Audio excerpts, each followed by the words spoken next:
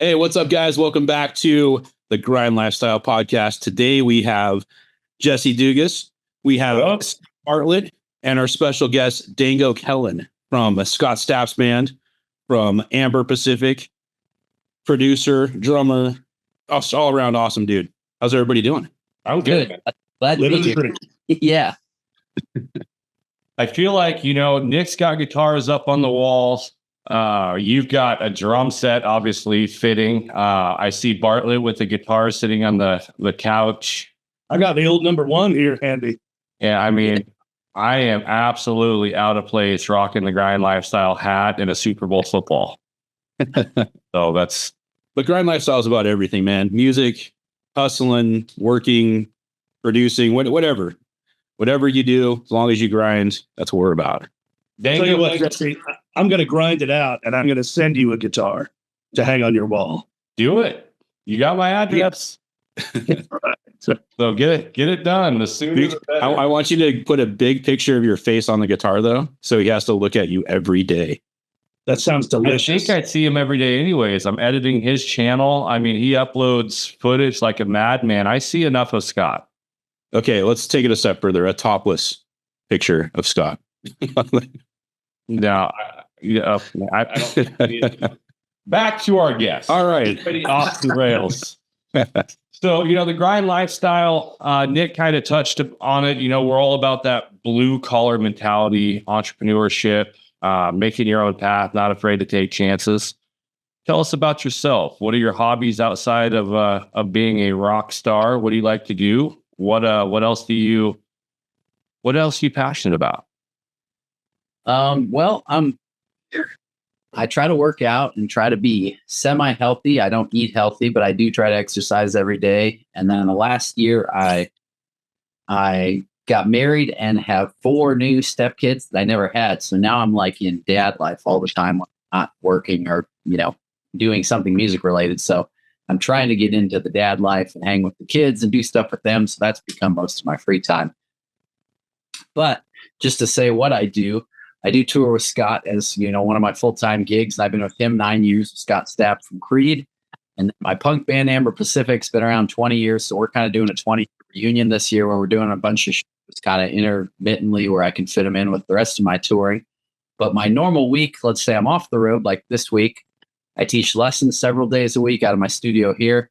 Yesterday, I had a session here for country artists, so producer and artist here. And so I'm recording drum tracks for people in town or across the world. Somebody sends me a song, I send them tracks. So I do that a lot. And so any given week, I'll teach lessons. I'll do sessions in here. And then I play Broadway in Nashville, which is like our downtown honky-tonk bars. And so that's a total hustle because, for example, today I had no gigs coming up. And since last night and today, I've now booked 2 gigs tonight. So I'm playing 6 to 10. Then I'm playing 10 to 2:30 a.m.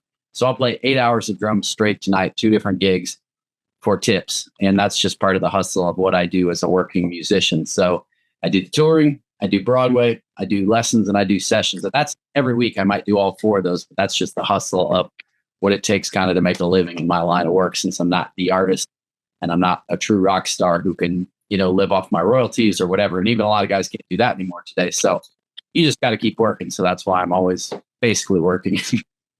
When you run a double on Broadway, how does it, how's the changeover? So my buddy, Brad Sanderson, I went to college with Brad. He owns the stage, Second Fiddle, Crossroads, Legends. He owns all of them. I'm happy for him, but I'm jealous of him. But he used to tell me about people doing doubles and triples, but they would stay at the same. So if you have to switch venues, how does that work? It's a hassle. And tonight I took the double because I'm at the stage actually, and I'm on the same stage. The stage has 3 floors. So I'm playing the rooftop.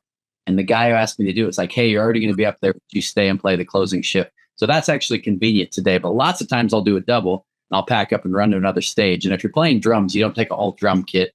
Most of the bars have kick and toms. And so you always take cymbals, snare, and a pedal and a throne, which is kind of a hassle. So it's enough where I take a little dolly. And if you're going up and down floors and elevators and you're trying to, let's say I was on one side of the strip and I've got to get 4 blocks down, that's tough to do on a 10-minute changeover. But you just tell the people, hey, I'm coming, I'll be there. And I occasionally do doubles, occasionally do triples, but they're pretty miserable. So when I was saving to buy a house, I worked all the time. But now with family, it's like, it's not worth doing a 12-hour day away from home because you about kill yourself. The next day, you can barely do anything. But I say that, and there's guys and girls that hustle down there who will do triples every single week. So, I mean, it's just whatever your determination, motivation is, you can do it if you can put your body through it. But you can't sustain it for 20 years doing doubles and triples every day. So I try to, I come and go enough. I don't get bored of downtown because I'm still going to, leaving for a Scott tour this month, and I'm in rehearsals all next week, and I'll have to cut all my lessons and all my Broadway for probably 3 weeks straight. So that's kind of nice because it all splices it up, keeps touring interesting, keeps home life interesting. And I'm playing music every day, one way or another, whether I'm playing 8 hours, 4 hours downtown, I might be teaching 3 hours in the studio, whatever it is, I'm always playing. So it just keeps me fresh and keeps me learning rock and country and pop and worship. And, I'm doing all these different styles as well, punk rock. So I kind of have to just stay fresh on a lot of stuff too. Good for you, man. That's a cool perspective. I actually live in Memphis. Yeah. So I used to do the Beale Street thing actually before Saving Abel. I was like a hired gun. I tried to be my own artist, and I couldn't make it take. I don't know if I wasn't bluesy enough. I don't know, whatever I was. But I ended up getting a lot of attention from local musicians, and it led me to studio work. But Beale Street, you don't run the doubles and triples. I mean, the most I ever had to do was 4 hours. So I know there's like this healthy competition between Memphis and Nashville. Yeah. I've always respected you guys for doing that with the doubles and triples and learning stuff on the fly. And you, especially as a drummer, I mean, that's like the most physical instrument there is. So to have to haul your stuff upstairs and then set up your gear and then play a 4-hour shift and tear stuff down and run up the road as you age, I know that's not easy. Yeah. My 40s, I've had a knee replacement and 6 surgeries on my kick leg. And so I'm always in knee pain. The arthritis is pretty rough, but that's why I try to keep my waist down and just stay somewhat healthy and exercise, because it is brutal. And it's like, how it is. There's no real retirement plan for what we do. So either you work and you make good business moves. Otherwise, the government's not going to be like, oh, great, you're self-employed, we're going to help you when you're 65. So I'm always trying, what can I do? And I wish 10 or 20 years ago, even 10, I wish I'd have done something. I had no plan. I had no long-term goals. I had no hopes of how I would retire. In the last couple of years, I started a Roth IRA. I started a savings account, just basic stuff that's like, I got to have a plan because I'm 40, almost 43. And now with a wife and kids, like I don't want to get to 60 and go, sorry, I got to work till 100 and you still have nothing because I didn't save anything. So I'm getting it together, but it's only been a couple of years of really like being disciplined as a business guy. Yeah. So jumping back into your Amber Pacific band, because you guys took what, it was like a 10-year, 12-year hiatus or something. It's been a while. Yeah, right? I would say probably something like that. The last record we put out was 2014, and we came out in 2004. I was right out of college, and that was our first Warped Tour. So our heavy years were like 04, 05, 06, 06, Warped Tour, all those years. We're on Hopeless Records, and then we went to Victory Records. So we had our 3 main records kind of in a 10-year window. And then that 2014 record's the last thing we put out. So we'll do like, a show or 2 every couple years or every year, sort of thing.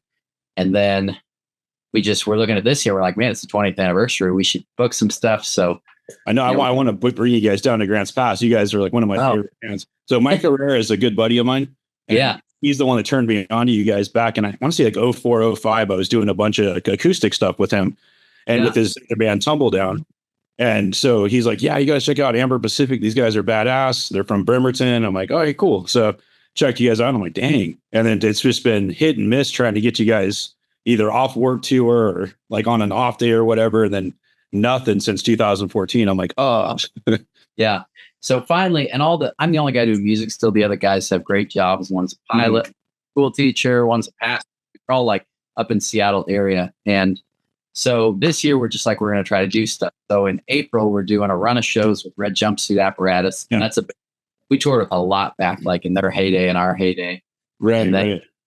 A few spot summer dates, like we've got one in Wisconsin where I grew up, and we're playing with All American Rejects and Story of the Year. And that's, again, like bands, right? They were big right when we were at our peak. And we're looking at some fall dates as well. So I don't know. I mean, what started is like, let's do 1 or 2 shows. We might do 15 or 20 this year, and we're trying to do a record probably Yeah. this. I would say we're trying to have something out by the end of this year. So the rest of the, it's kind of nostalgic, and it's not like we're making a killing or even probably making much. If we can break even, put out another record, that'd be huge. Yeah, my other buddies are on the band Acceptance, so I've been talking to Ryan and Kellen. I'm like, dude, we got to get you guys together and do like an acoustic thing or something. There's something super cool, super special, and so it's we've been talking with Acceptance for it's probably been 5 years of just trying to get all the guys together at the same time. Christian's either with Ann Berlin or whatever, and Kellen's doing his thing, and so that was definitely because they were both Seattle bands. We toured with them a lot early on when they were still a thing. And same with Amberlin. Like we're looking at doing stuff with Amberlin at the end of the year. They were Pacific. So that would definitely be a good fit if that worked out. Yeah. Yeah. No, I'll keep plugging away on it. It's like I'm relentless when it comes to trying to get shows put together. So sure we'll make it happen. Where do you live? I'm in Grants Pass, about 8 hours south of Seattle. Yeah. Okay. Yeah, so Ryan from Acceptance is a really good friend of mine. He's been on my other podcast a couple of times, and we chit chat every so often about cool things that we want to try to put together. And this has been one of those things the last 5 years of, okay, we got Amber Pacific, Acceptance, and doing like a Sleeping with Sirens acoustic thing or something. Yeah, that'd be cool. So yeah. So what do you do outside of music? I mean, everything that you've listed pretty much is music based. What's your getaway? Man, that's seriously like my whole week is work and family. And really, I like 4 or 5 days a week. I try to get to the gym in my free time. I have a dog. I play with my dog, but really it's just trying to see the wife and kids. I like to go to movies, but I mean, I really. New to you. How old are the new to you kids? Oh, you're a new stepdad, right? Yes. They have a daughter that's 18, and then the boys are 15, 11, and 9. So they're all in school. And so it's just busy, it's busy family life right now. Any musicians in the mix?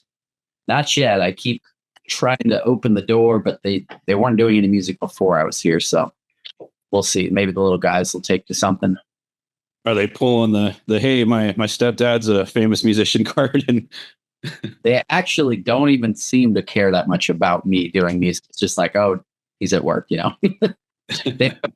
They've come out to see me once on tour, and I'm hoping in March, this Stapp tour comes to Knoxville. So that's a few hours away. So if I don't have the family, the kids haven't really seen me play with Scott and do all the songs and stuff. And they wouldn't, I mean, they're too young, they wouldn't even know the songs, but it would be cool for them to see the show because it's a rock show.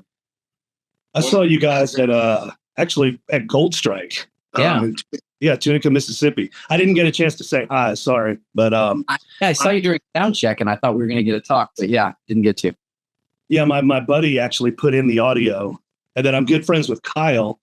And so Kyle came in and started bitching about the audio as the guy that put in the system was walking up. And I was just like, haha. How you guys doing? That is not even surprising. No, it's cool. I actually go back with Kyle from the first Make America Rock tour. So it's been good to watch him kind of climb. He's doing great. So I'm happy for him. Yeah, that's where we met him. I'd been with Scott maybe 3 years at that point when we did our first Make America Rock. And that's where we met Kyle. And then maybe the year after that, he came full time with us. I think that's where I met you the first time. Yeah, probably. Probably so. Because, Mike McManus, we played with him forever too. That's right.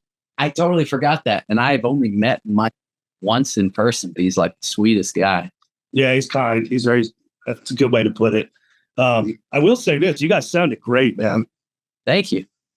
Yeah. I know we've been guys like 3 or 4 times in the last couple of years. So, I mean, I've seen you guys a few different. That festival we did in Oklahoma City, maybe last year. We were on the same day. It's always coming and going, Yeah. But Dave says hello. I talked to him a few minutes ago, actually. Nice. Yeah. That's awesome. Tell him hi. Yeah. What do you have coming up that you're looking most forward to? Good question. Well, this month, Scott Stapp tour. His new record comes out in March, which I played on, and it's the first one I've actually played on in the almost 10 years I've been there. So that'll be a cool experience for sure.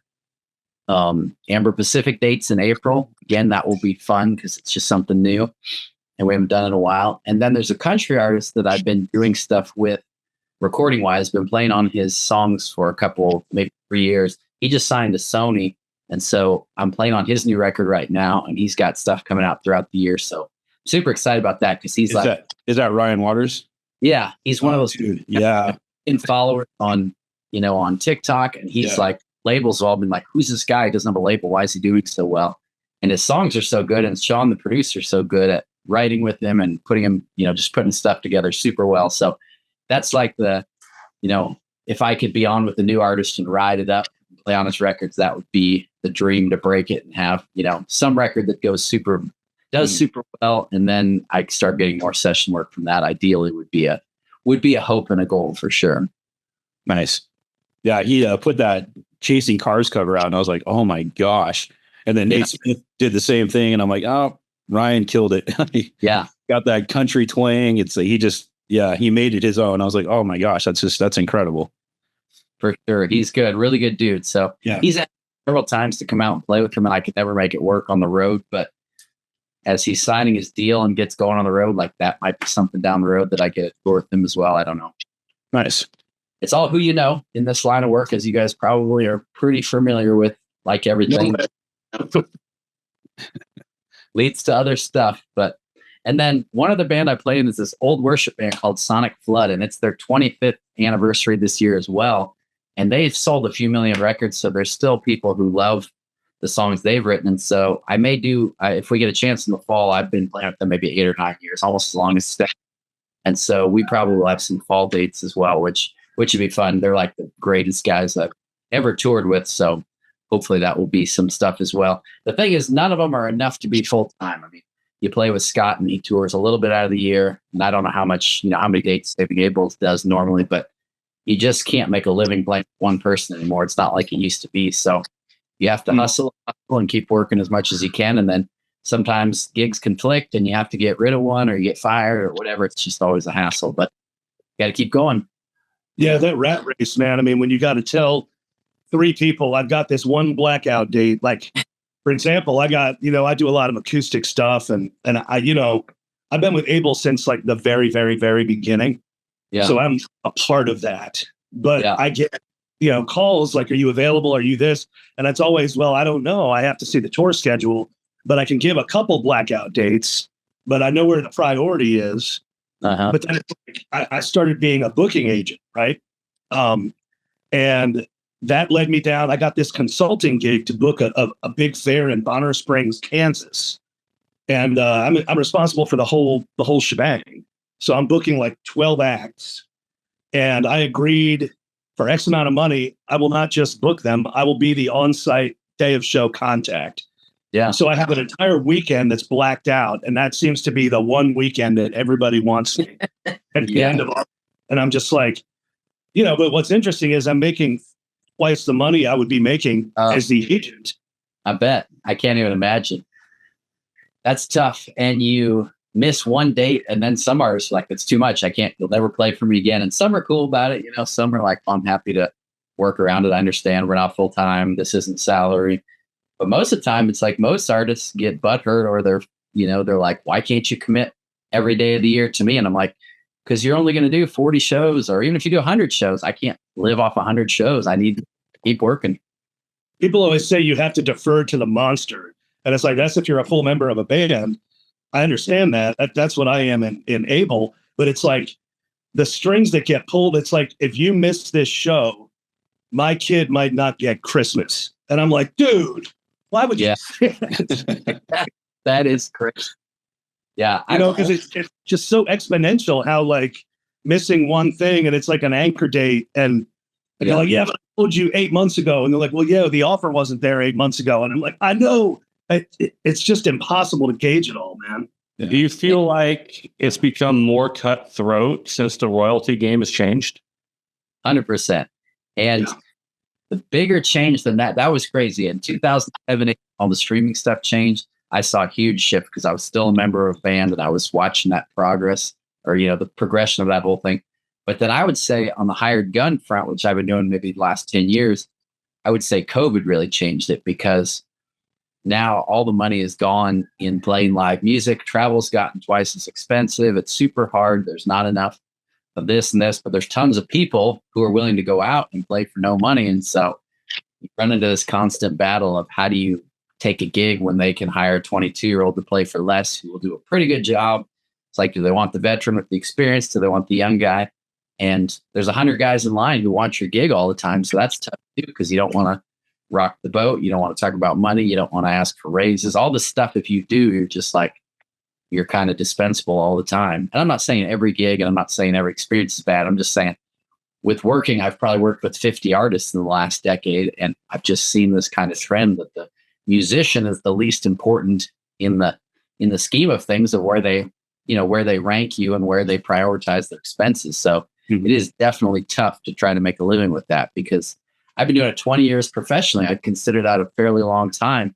And I can't land a single gig where I would make as much as a lighting guy. And to me, that's like, you can do it without the lighting guy. You can't do it without a drummer, but 10 out of 10 times they're going to pay a lighting guy twice what they pay me in any gig, in any genre. And that's like, because there's not as many lighting guys, but there's a zillion great drummers. So that's not even bad. Just get what you can get. Like, I have no problem with them making more. It's more like, why can't drummers make more? I don't know. Yeah. What I've noticed on the back end since COVID is, as far as like being a promoter of shows, the venues are weird now too. There's a lot of the venues where we're down here, where we used to pay artists, they refuse to do a guarantee. They're like, we'll do a door deal and then give you a little bit of a bonus if we sell so many tickets. But we got to make sure sound guy's covered, the bar's covered. And I'm like, wait a minute, you got to pay the bar. The bar's making all the money. I don't make any money off the bar as a promoter. Yeah. It's my ass on the line if we don't sell tickets. And so it's a whole different game. Then I have other friends in bands like our last night that make more money streaming and doing live feed stuff on like TikTok and Instagram, YouTube than they do playing shows. So it's kind of like it's just a huge, crazy shift of like, okay, we can be a cover band and make way more money than an original artist. And it's so weird. It is. Go ahead. Have you had to change the way that you market yourself? I mean, because I'm guessing in the early days, being a musician, being the guitarist, or for Scott or the drummer for you, that was your calling card, right? That's all you needed to land a gig. Have you guys had to change the way that you market yourself to try to land some bigger stuff? I mean, I would say I'm just constantly trying to rebrand to be relevant, because there's social media has changed the game, and the younger players are so good too. Like in our day, if you were 25 and a really good player, it was kind of rare. Now I can go down the strip in Nashville and I could pull out my phone and give you 100 25-year-olds who are really good guitarists who could play anything you ask them to. And so the more and more I see players improve and the saturation of players, I'm constantly thinking, okay, how do I do what I do? I can only be me. I can't be better than I am. So how do I just keep reminding people? I try to stay up on it. And I have to take more kinds of work. Like, you used to survive off of touring or playing in town or sessions. And now guys are doing all three of those. That's the same reason I'll go play Broadway tonight. I can make more playing covers in a bar in Nashville than I can touring with just about anybody. And I don't even know what I'm going to make tonight because it's tips, but I'm going to sleep in my own bed and probably make more than I'll make any night on tour this whole year. And that's pretty sad. But that's just the reality of work. You got to be humble enough to go, okay, I'll take the bar gig where nobody cares, and I'll take the tour. And allegedly maybe nobody cares there because you're a hired gun. But either way, you're thankful to be playing every day no matter what. That's kind of part of the deal, I think. So I don't even think I'm necessarily doing it well. I'm just constantly trying to think, how do I keep myself relevant so people call me? That's why I do social media. A lot of people are like, well, it's dumb. It's going to go out soon. And I go, yeah, I'm in my 40s. Maybe it's dumb. But just putting up my sessions and my lessons and my gigs, I think it just reminds people, oh, yeah, Dango plays. Maybe we should call him. And they might have 10 guys better than me, but they remember me because they saw my post. And social media is anywhere. So, yeah, it's literally what I do for a living. You're on the right track. Yeah, we're yeah. So Jesse's our guru. He's he kind of guides both podcasts. He's part owner and everything that I'm part of, and like, I trust Jesse with my life. Like, if I have a question or I need guidance, he's the dude to go to. And I'm pretty sure Scott feels pretty much the same as far as like social media and just getting different advice for what we're doing is. Yeah. We should call him Jesse Analytics. So, hey, what's your favorite venue to play? That's the one question I wanted to ask, as someone. Yeah, I mean, Scott and I'm going to get that out of his stories for his stuff that we're doing. But as an artist, that's the one thing that always intrigued me. What's that favorite venue that, if you could go back and do it again, or something coming up? Is it Fremont in Vegas? Is it somewhere in Nashville? What's that favorite venue that you like to play? That's a great question, because I have different memories of different things in my life. Like playing the Gorge Amphitheater on Warped Tour is the iconic one you look forward to, and us being a Seattle band especially. And I've never played Red Rocks, and that's on everybody's list of you have to play Red Rocks. It's iconic. And I played the Ryman in Nashville, which is on everybody's list, and I played the Grand Ole Opry, and those are both super iconic. One of my favorite just like rock venues is the Paramount that's in Huntington, New York, and it's newer. It's like 5-10 years old. I don't know. It's not old, beautiful, but it's super nice, super pretty. And the stage and the layout and everything, it's just every time it's on a list, when I see a tour list, I'm just like, that's one of my favorites for sure. And then one of my other kind of random favorites is in the Chicago area, and is the, what is that theater? I'm sure you guys have played there with Abel. It's, I can't even believe I can't think of it. It's like on the outskirts of Chicago. I don't know, but it's one of my, it's just like one that I love to go to. We play with Scott like 3 times a year. It's like always in our rotation. I actually know what you're talking about. I'm drawing a blank too. It's mainly classic rock acts. Like we'll be there and it'll be like REO Speedwagon's there the next night or something. Yeah. It's all older band. What's anyway, so those are kind of on my list of a few of them. Do you know Derek Holly? I don't know. What's he do? Always wearing the cowboy hat. He's a sound guy at all of Brad's venues, at the Stage, Second Fiddle, Crossroads, all those. I don't, but I don't play in that circuit a ton. We the one time I played the Ryman, it was with Abel, and the first record had just broken, and it was called the Not So Silent Christmas. And we were on tour, and we worked up Silent Night because we had to learn a Christmas song. Yeah. And we got there, and we discovered that I didn't have an acoustic on the road with us. Like we were supposed to play an acoustic, and we've been on tour for like 200 days. Yeah. And I just needed an acoustic. Like there was no radio promo. And we were after Beyonce. This was like 2007. This was like a long time ago, right? Yeah. Right. And Derek shows up and hands me his acoustic 4 minutes before we go on. Yeah. And I get in there and it wouldn't play. And I just remember Jared looking at me like, please, God, do something. I'm like signaling that audio guy, like, can you bring a 57 over here? We'll just mic it. Like, I did not know what to do. And then I just hit this button, and all of a sudden a G chord erupted into the PA and everybody went crazy. And that's my Ryman story. I was just sweating bullets. Like, I've never played this guitar before. And lo and behold, the chord made noise. And I was just like, oh my God. That's the only time I've ever gotten to play the Ryman. I got to play one song and it almost didn't happen. That's crazy. That's awesome. What about a Machine Shop? Man, I love the Machine Shop, and I love Kevin, the owner. That's like for small rock club. They do it as well as anybody. For a biker bar, like it's super nice and clean and just has a cool vibe. That's definitely one I love playing. What about you? Yeah, I'm a Machine Shop guy. I always get that cheesesteak next door at that Big John's. Yeah. Oh, dude, now I'm hungry. I got to go. I am starving. Have you ever played Memphis, Dango? Played what? Memphis?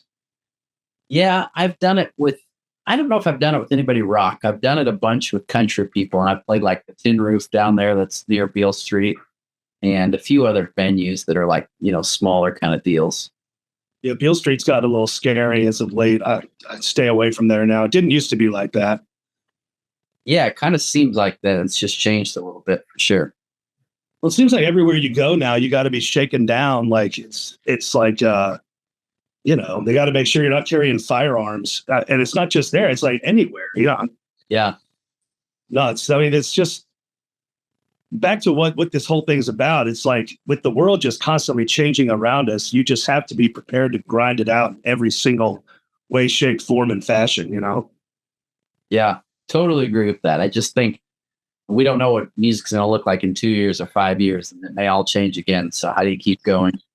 And, the styles come and go so much. It's hard to play rock. And you know how it is, like rock's not on the radio like it was. So the streaming thing you have to think about, and you have to focus on which shows do we take money wise? How many anchor dates can you get? Like, it's so hard to know what's going to be around. And if you ask people what bands they like, say, give me like a relevant band. And I feel like people say Foo Fighters and stuff like that. It's like, well, that band's 30 years old. Like, what's a current rock band? I just don't know that many young rock bands. I know they're out there, but it's not like when we were coming up where you had all these favorite rock bands who were brand new and were active and had big hits.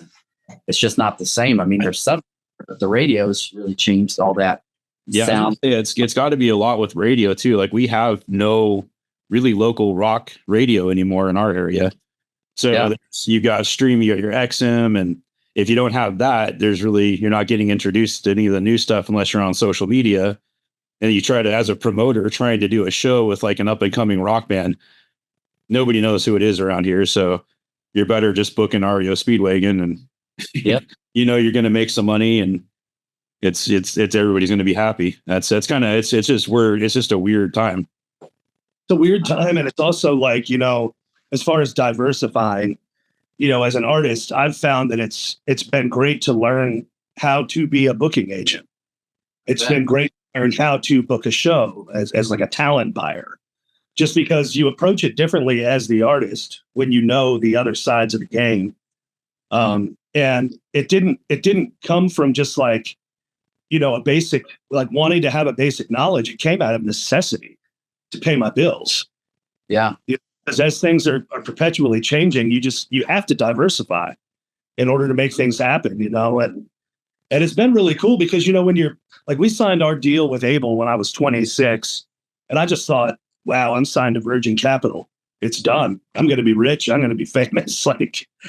It's like 10 years of great life with minimal effort. Honestly. I mean, I just got drunk and played the guitar every night. It was awesome.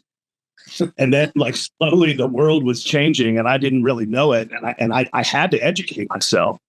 And that's been a pretty rewarding thing for me. I mean, again, it came out of frustration and necessity. But I think learning all the aspects of the game at this point are pretty much of paramount importance if you want to stay in it. I totally agree. And I don't even know the ins and outs lots of times, but just, the life experiences, I feel like you have to keep thinking, how do you stay active and relevant and valuable, what you do? And it's like, I'm always trying to get better. It's part of the reason I teach. I teach for income, but I teach so I stay fresh and I keep learning. And I try to take lessons when I can and I'm always trying to learn technology. That's like the hardest for me, but I can now engineer drums for a record. And, I engineered myself tracking drums here for Stapp's record. So like it can be done. And I'm a guy who didn't know anything about technology, computers, and now I'm coming a long ways. And now guys are programming and tracks, and there's just so many outlets for that stuff too. But I also totally agree. You can, as a musician, I'm trying to encourage younger players, like, find skill sets outside of music, not so you give up music, but so it allows you to play.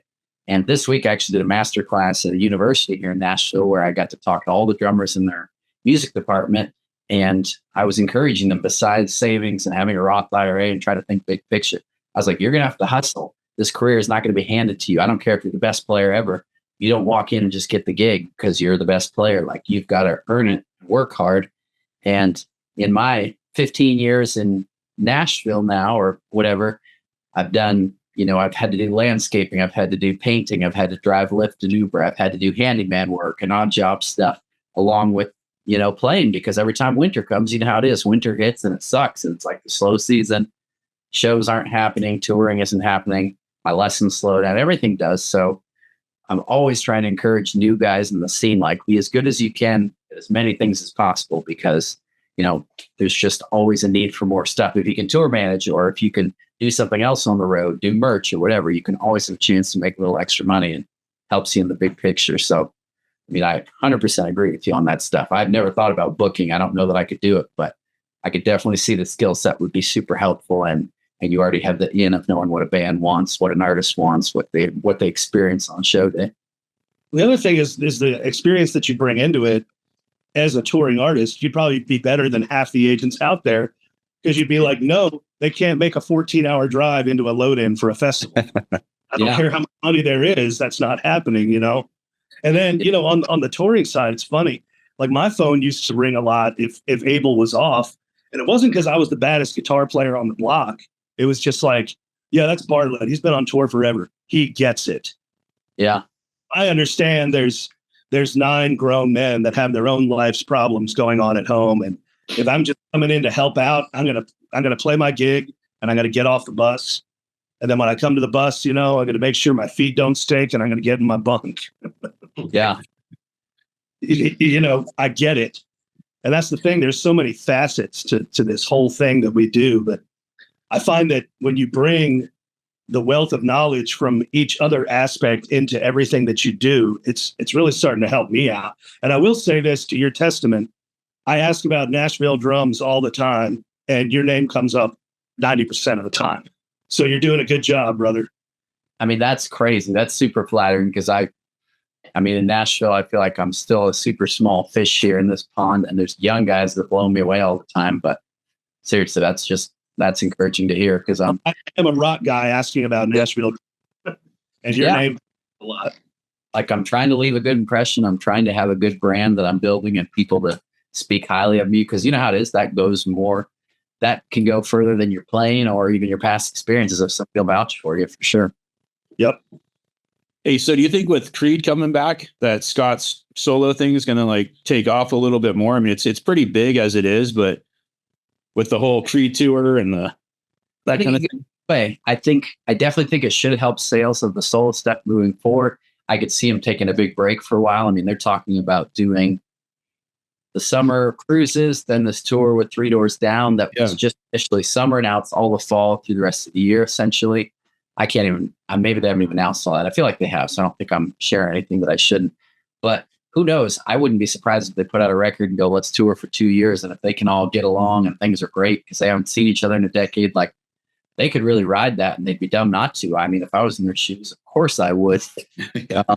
Or, they could do it and go, this was fun. Let's all go back to our Alter Bridge, Tremonti, and Stapp solo stuff. And then I do think stuff would do well. But, I wouldn't hold it against Scott to go either direction because he's got to do what's best for him. And obviously, if the Creed stuff is happening and hitting and people are seeing it as relevant and cool again, then, I would ride that as long as people will pay the money because that's what we do in this career. So, I think it'll go either way. I could be totally out of work with Scott the rest of the year. I think that's probably likely. It could go into a year or two, or we could just do intermittent dates in there. I'm not going to lose sleep over either way. I've done it long enough. I'm going to work no matter what happens. I'm going to find other work, and I can't put all my chickens into just his basket because he's got a bigger band that he's a part of. So I gotta honor that too. Makes sense, man. Living that lifestyle. Yep. So, gotta do it. Well, hey, our time's coming to an end. I wanted to say thank you so much again for being a part of our podcast today. We'll give Nick and Scott one more opportunity to ask final questions. But social media wise, to give us your handles, where can people find and follow you? Yeah, thanks for asking. Most of it is just Dango Empire, just spelled out DANGO and then the word Empire. That's where I'm on Instagram, Facebook, TikTok. I don't do Twitter. I just drives me nuts, but I do the other 3 and try to be active. And also, I guess YouTube, I'm just starting to get on. So anyways, Instagram, Facebook, I'm the most active. That's where if people want to message me, I'll always get back to you. A lot of people message me on Instagram and I always stay up on it. Whether I'm on the road or home, I will always make time to get back to people. A lot of people ask drumming questions and a lot of people want career input or what should I do or what's my next move. So I'll try to help you. I don't know everything. I'll just try to help you the best I can.